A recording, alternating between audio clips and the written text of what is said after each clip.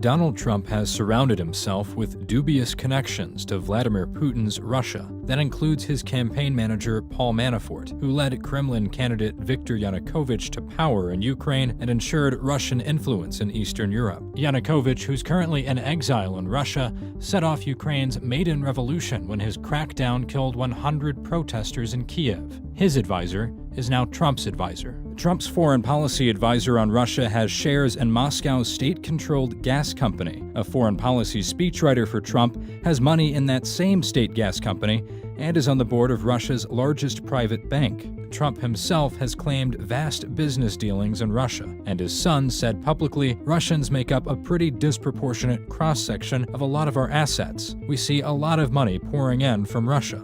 For one, Trump had a joint real estate project with the Agalarov family, who are close friends of Putin and who receive a lot of state-funded contracts. The youngest Agalarov is an aspiring pop star who even featured Trump in one of his music videos.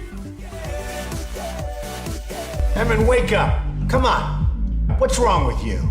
Because he won't release his tax returns, there's no way to know the extent of Trump's financial ties to Putin's Russia.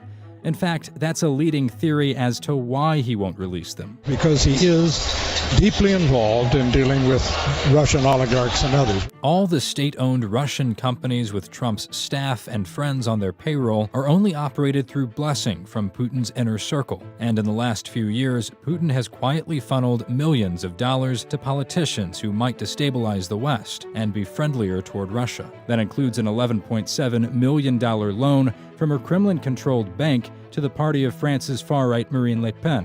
In Greece, Putin's government is suspected of funding the Golden Dawn, one of Europe's most violent far-right parties. This is something American officials are actively watching. The Kremlin's working hard to buy off and co-opt European political forces. President Putin sees such political force as forces as useful tools to be manipulated. There's nothing to show that kind of funding for Trump's effort, but we do know there's a great mutual admiration between Putin and Trump. Putin reaffirming their bromance by calling the GOP frontrunner, quote, brilliant and talented. Within hours, Trump responded, saying it was a great honor to be so nicely complimented by a man so highly respected within his own country and beyond. That's despite Putin's record of jailing and poisoning political opponents and killing journalists critical of his government. Yeah, but again, he kills journalists that don't agree with him.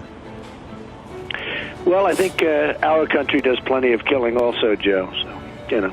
Trump's policies are friendlier toward Russia than anything from either major party since the fall of the Soviet Union.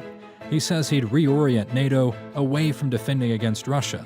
And with input from Manafort, his Russia-friendly campaign manager, he gutted the Republican platform plank opposing Russia and Ukraine, which would allow continued occupation of Crimea. All the while, Putin's propaganda machine, the state-funded RT, or Russia Today, has worked hard to spread pro-Trump messaging internationally. Donald Trump is right. George W. Bush did not do enough to stop 9/11. He's against U.S. meddling abroad. He's against foreign intervention. He has a message here. It's resonating. Until Trump follows the lead of every American nominee for president, we won't know the personal, professional, and financial connections he and his organization have with Putin's government and with Russia. But numbers do tell us one thing for sure. Of all the countries polled on the U.S. presidential candidates, only one favored Trump. And it shouldn't be a surprise who. For NEWSY, I'm Zach Toombs.